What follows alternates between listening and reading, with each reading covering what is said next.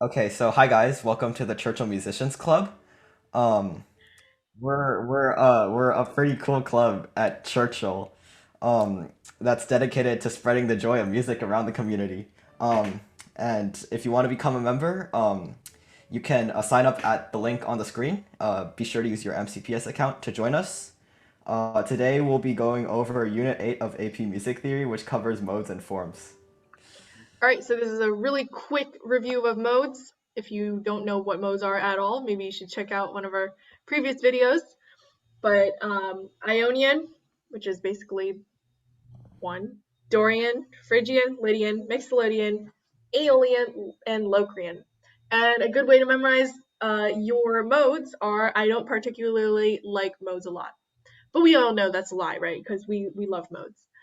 All right. Of course. I love modes. The four sentences below are pretty useful, and you should memorize them to be successful during the exam. So phrases are labeled as lowercase letters when you're analyzing form.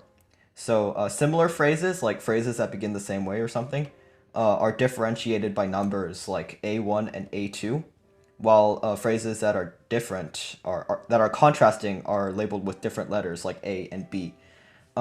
Cadences are labeled at the end of each phrase, and sections are labeled as capital letters.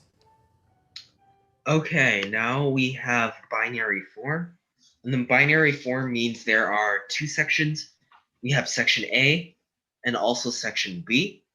And then these sections are usually repeated. And then there are also usually two phrases for each section. So section A usually has two phrases, and section B also usually has two phrases.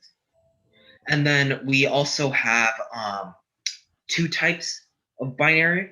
We have simple binary and rounded binary.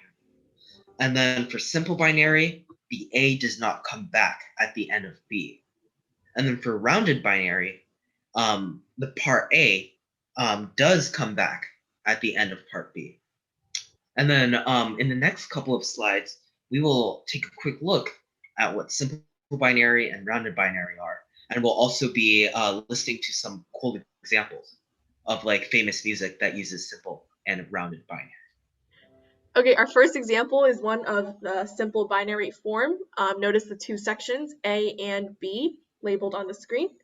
And this is Schubert's Ländler number 3 in A flat major. And I probably butchered that, but it's okay.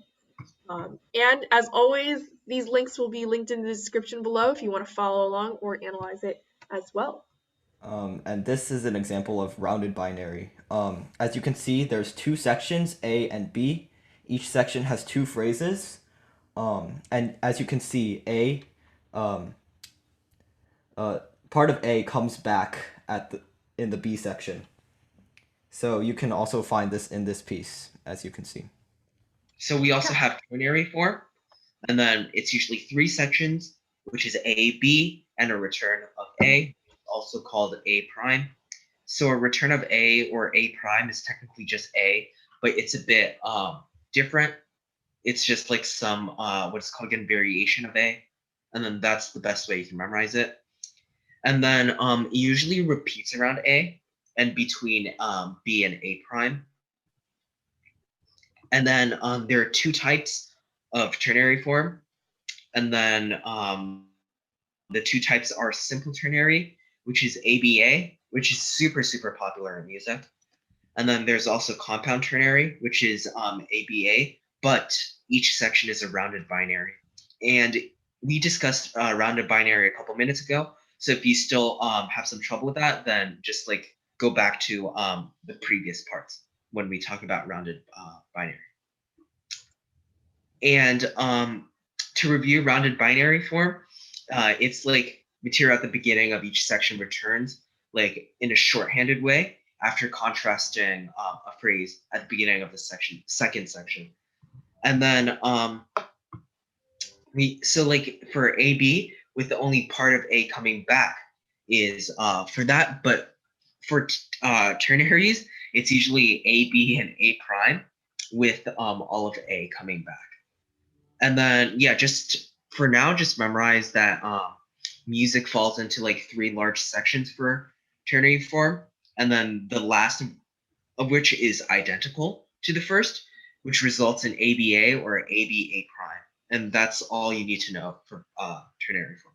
You know, if you study like a form and analysis, which I did like last year, you'll learn that there's a very slim difference between rounded binary and ternary.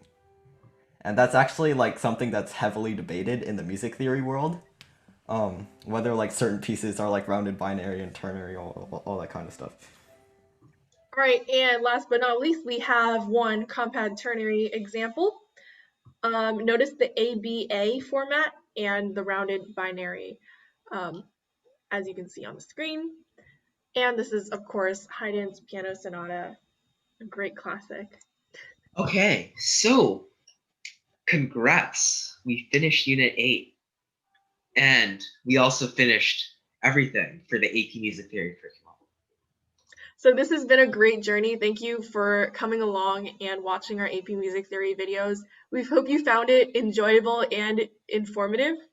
And be sure to either join our club or like and subscribe if you thought it was helpful.